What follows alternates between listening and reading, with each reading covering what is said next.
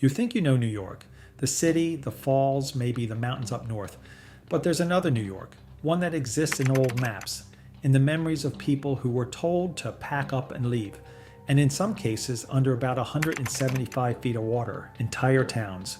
Not ghost towns that slowly emptied out, towns that were taken, schools, churches, covered bridges, families that had been on the same land for 200 years.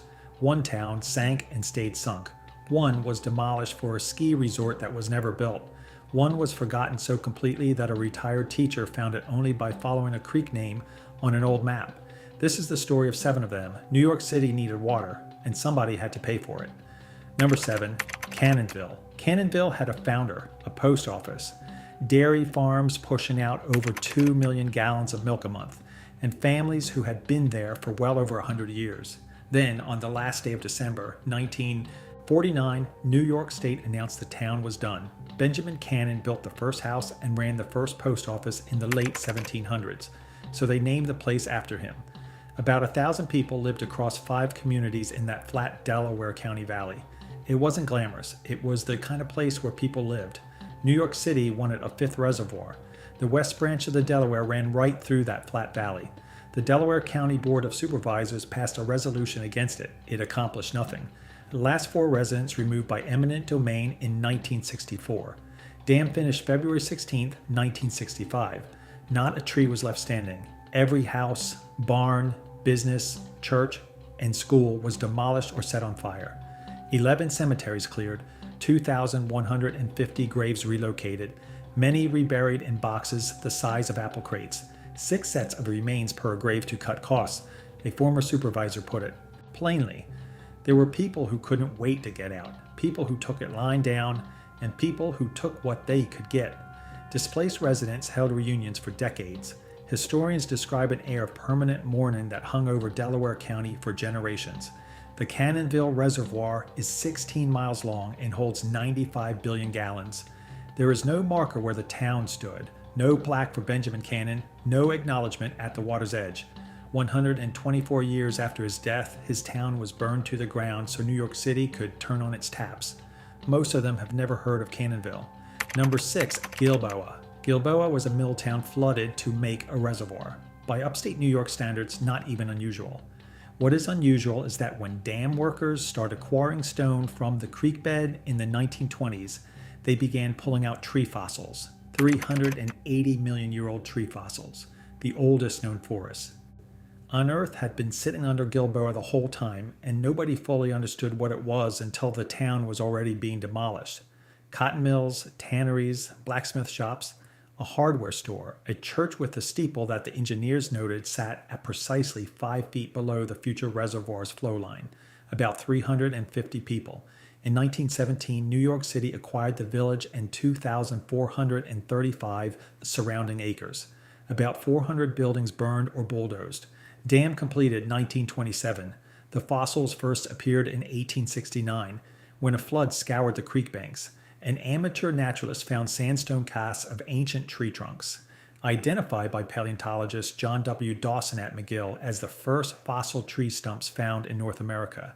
Dam crews found dozens more in the 1920s and shipped them to museums worldwide, causing a legal dispute since they belonged to New York State. And somewhere in all of this, a 7-year-old girl arrived for her final trip to collect her bedroom furniture and doll collection from the condemned family home and found the house had already been burned. The Gilboa Museum tells both stories. Fossil stumps over 3 feet in diameter sit outdoors on Route 995. In 2010, dam repairs gave paleontologists rare access to excavate again. They found new species. Gilboa was sitting on one of the most significant paleontological sites on the planet. They flooded it for a reservoir. The stumps survived because they were already 380 million years old when the water came up. Number 5, Neversink. A town named Neversink is now permanently sunk. That's not a joke. That's what happened. Neversink was founded in 1798, a Catskills hamlet with about 2,000 residents, a covered bridge, a Methodist chapel, a 2-room schoolhouse, a post office, and a casino. The name is a corruption of a Lenape phrase meaning something like crazy river. The river was famous enough for trout that it gets credit for producing American dry fly fishing, the technique where the fly floats on the surface rather than sinking. which feels appropriate given what eventually happened to the town. In 1941, the Board of Water Supply declared that Neversink and the neighboring town of Bittersweet, that was its actual name, would be eliminated. Both went under June 4, 1953. 340 people evicted. 6,149 acres condemned. Most buildings bulldozed or burned in what engineers officially logged as a final harvest. Workers dug up barnyard manure from the soil to protect New York City's reputation for clean drinking water. Route 55 now runs directly across the dam. You drive over the town to get near it. Maximum depth 175 feet. A replacement town called Neversink was built. Just down the road, same name, different place. During dry years, locals report seeing the old covered bridge and stone foundations at the surface. No museum, no marker, Bittersweet is gone entirely. Neversink got a copy. The original, the covered bridge, the chapel, 200 years of families, is still down there. The people driving Route 55 have no idea. Number 4, the Pepacton towns. New York City didn't flood one town in Delaware County. It drowned 4 at once. The Pepacton Reservoir required the elimination of Arena, Shavertown, Union Grove, and Pepacton simultaneously. And in the process, the city relocated more dead people than living ones. These were quiet river communities, covered bridges, farmers stopping their tractors in the road to talk, Sam's Place in Arena, a run-down shack its owner spent 3 decades turning into a shop, snack bar, and barber, ringed by a white picket fence. 974 people displaced across 13,000 acres. The city disinterred 1,330 bodies, more dead relocated than living. They were reinterred at Pepacton Cemetery in the town of Andes, which New York City still owns today. In November of 1955, Postmaster Catherine Dixon's 12-room home was loaded onto a 21-wheel trailer, hauled by 2 Caterpillar tractors across the Delaware River and transplanted to Dunraven. One eyewitness described it as the house sailing across the water with the aplomb of a steamship. Evelyn Norris, whose grandparents lived in Union Grove, later said the loss was something the family never stopped carrying.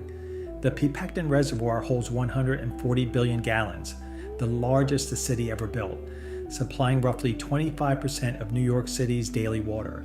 New York City recently budgeted $150,000 to restore Pepacton Cemetery. New York City maintains a cemetery for the community it deliberately destroyed. The brown trout in the reservoir are apparently thriving. Number 3, Tahawus is the only town on this list abandoned twice by the same industry for opposite reasons within the same century. In 1826, Archibald McIntyre and David Henderson found iron ore near the upper Hudson River and built a village, farms, a blast furnace, a boarding house alleged to have slept 100 people, and the first chartered bank in the Adirondacks, which printed its own money. The ore produced premium steel. But the railroad never arrived, a flood hit, the Panic of 1857 killed the finances, and in 1856 the company walked away with everything still standing.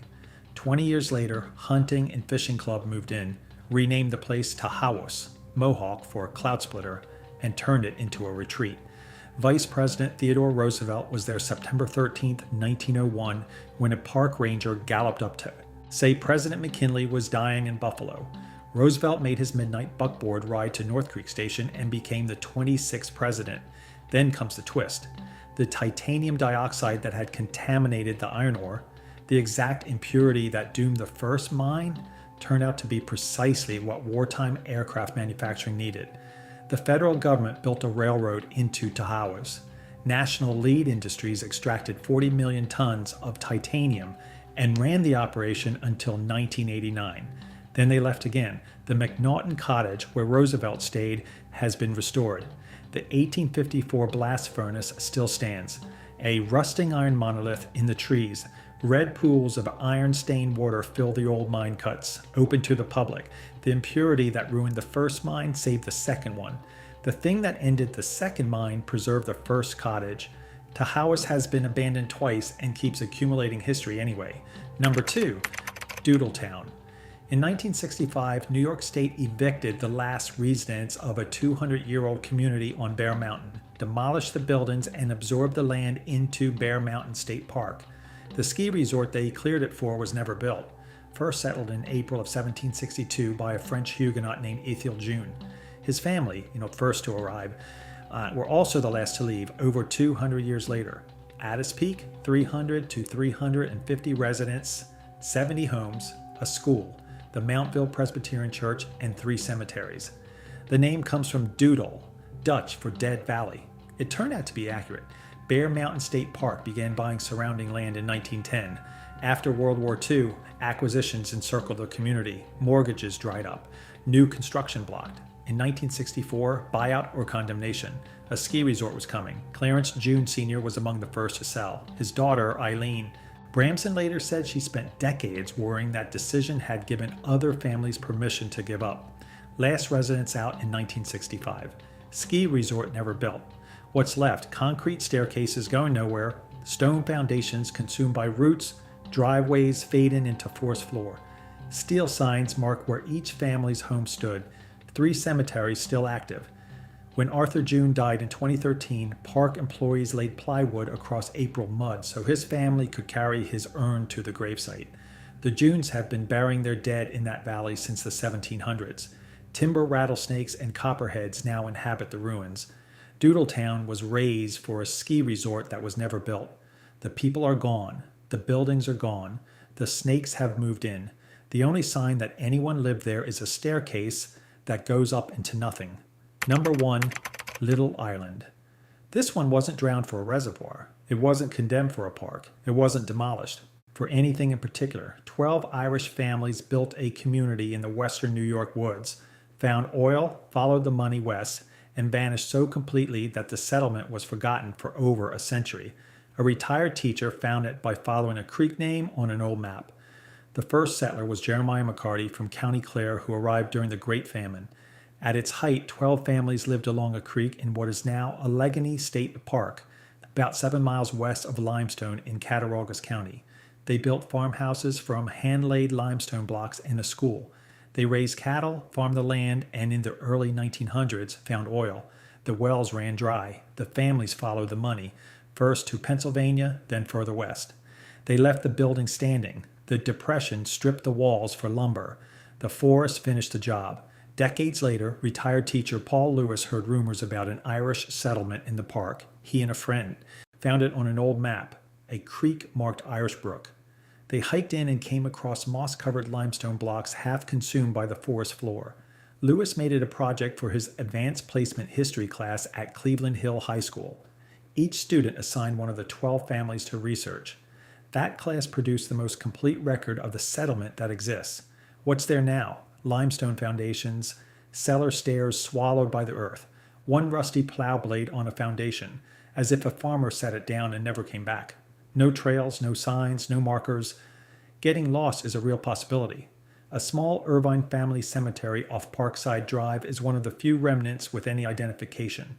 12 families crossed an ocean to escape famine, built something real in the western New York woods, found oil, and left to find more of it. The forest took back everything. The only reason anyone knows it existed at all is because a retired teacher noticed a creek with an Irish name on an old map. Most of these towns weren't forgotten by accident. They were taken for reservoirs that supply water to people who never heard of them, for parks built on land that belonged to families for 2 centuries, for a ski slope that was never built. The people who lost these places didn't forget. Some of them are still being buried there. If you know of a forgotten New York town I missed, drop it in the comments. And subscribe for more hidden histories.